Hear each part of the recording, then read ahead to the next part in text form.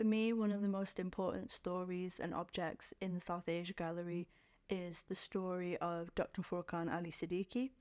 So he was a Pakistani plastic surgeon who came over to the UK to get his qualifications. He made the decision to move back to England, and he made the decision to go alone to begin with, to ensure that he could provide a stable life for his family for when they were to come over. So he started working on the burns and plastics ward in Manchester Royal Infirmary in October 2019.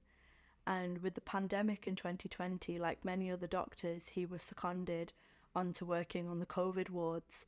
At the time, obviously, now we know South Asians and people of colour they were more vulnerable and likely to catch COVID and be affected by it so much more. And the lack of PPE at the beginning of the pandemic, he unfortunately caught it. And on the 26th of March of 2020, Dr. Siddiqui fell unwell. He collapsed and then was unfortunately put onto a ventilator.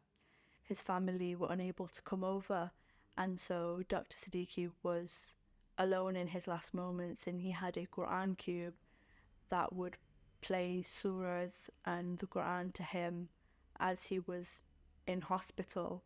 And that Qur'an cube is one of his last ever belongings that his family and his wife have so generously given us the honour of being able to have on display in our South Asia gallery.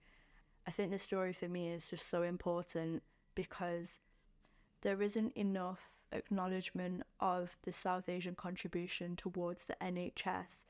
It shows the reality of what a lot of families were going through and a lot of doctors were going through at the time of COVID, and how underappreciated the NHS was and how unappreciated the South Asian contribution was as well.